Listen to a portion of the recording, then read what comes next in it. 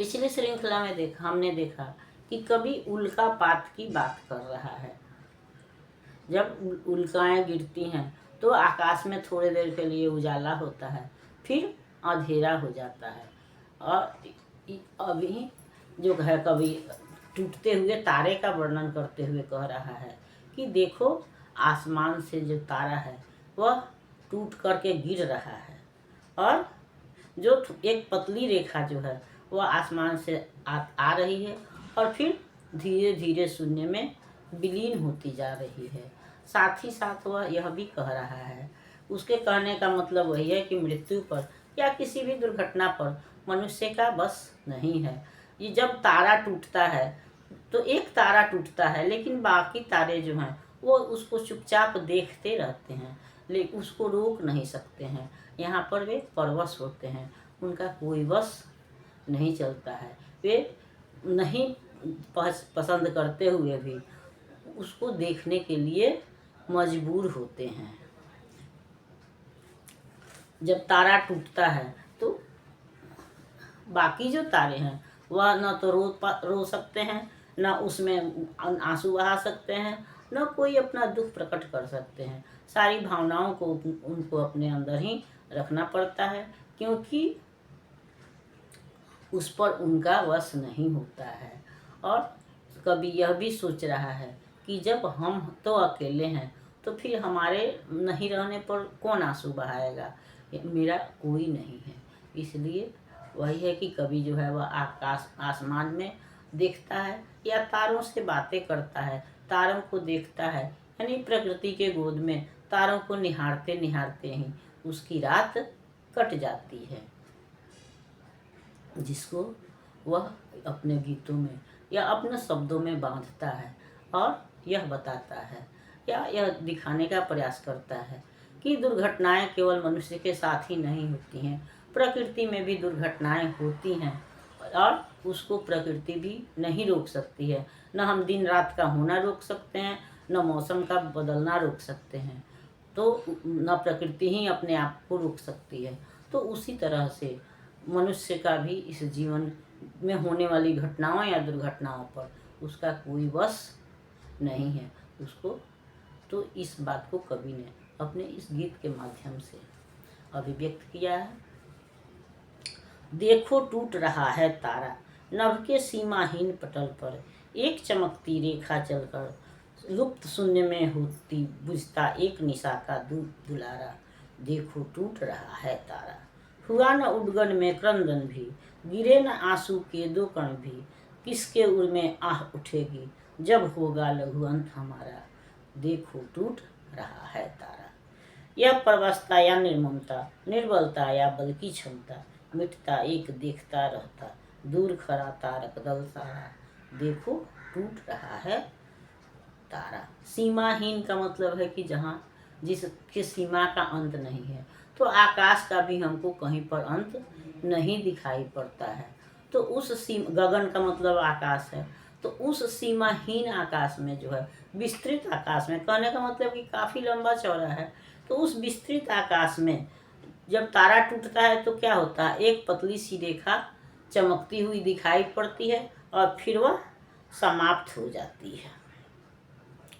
और इस तरह से क्या होता है, रात्रि का एक दीपक, हम पहले भी पढ़ चुके हैं या सुन चुके हैं कि तारों को कवि ने रात्रि का, निशा का दीप कहा है, कि वह आसमान के दीपक हैं, प्रकृति के दीपक हैं, निशा के दीपक हैं। तो तारे के टूटने से क्या होता है कि रात्रि का दीप जो है वह बुझ जाता है, और हम अपने जीवन में जो अपना प्रिय जो व्यक्ति होता है उसको भी हम दीप ही कहते हैं, चाहे वह हमारा पति हो, पुत्र हो, पत्नी हो, या जो भी प्रिय व्यक्ति है उसको भी हम दीप ही कहते हैं। वह हमारे आशाओं का केंद्र होता है, हमारे लिए दुलारा होता है, या हमारे जीवन में आशाओं का, इच्छाओं का प्रकाश भरता है, तो उसको भी हम दीप ही कहते हैं।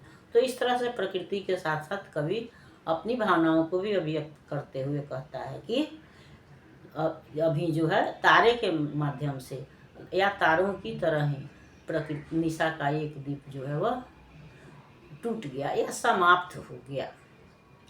जिस तरह से कवि का दीप समाप्त हुआ है, जीवन संगिनी समाप्त हुई है, उसी तरह से आसमान से भी तारे टूटते रहते हैं बराबर। और इस तरह से निशा का एक एक दीप जो है वह धीरे धीरे बुझता रहता है, फिर भी निशा कुछ कर नहीं पाती है, वह केवल देखती रहती है।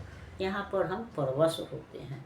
हुआ फिर उस दीप के टूटने, वह यह भी देख रहा है कि तारे टूट गए, लेकिन बाकी जो तारे हैं, उडुगन का मतलब ही तारकगण ही है, तो बाकी जो तारे हैं उनमें भी तो कोई सुर नहीं उठा, न वे रोए, न उस पर दुख मनाए, न उन्होंने आंसू गिराए।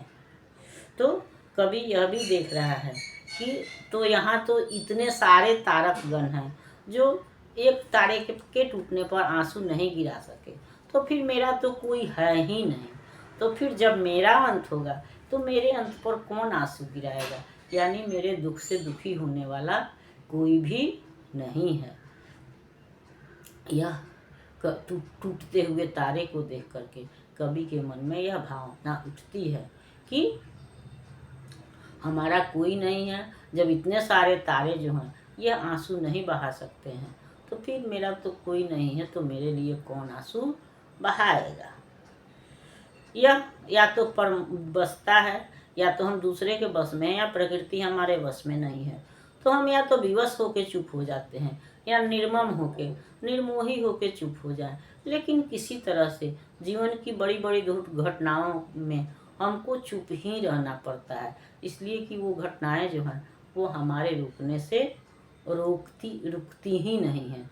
तो या तो हम मुँह से चुप हों, या निर्मोही बन कर के चुप हों, परवशता से चुप हों, विवशता से चुप हों, दुर्बल होके चुप हों, या कमज़ोर मजबूत होके चुप हों, लेकिन चुप तो हमको रहना ही पड़ता है। या तो हम ज़्यादा दुख होता है तो भी चुप हो जाते हैं, या ज़्यादा शक्तिशाली भी हैं तो अपने शक्ति पर फिर भी हम चुप हो जाते हैं। तो हमको इन घटनाओं को चुप कर देखने के सिवाय कोई रास्ता नहीं होता है। एक व्यक्ति समाप्त होता है और बाकी लोग उसको चुपचाप देखते रहते हैं, क्योंकि देखने के सिवाय उनके पास कोई रास्ता नहीं होता है, वे कुछ कर नहीं सकते।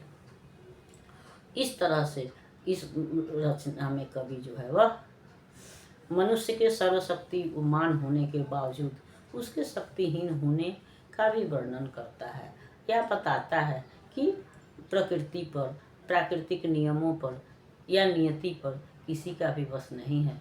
यहाँ पर कितना भी शक्तिशाली मनुष्य है तो वह कमजोर ही। अगली श्रृंखला में हम अगले गीत पर विचार करेंगे। तब तक यह श्रृंखला आपको पसंद आती है तो इसको लाइक कीजिए, सब्सक्राइब कीजिए। मिलते हैं अगली श्रृंखला में, तब तक के लिए धन्यवाद।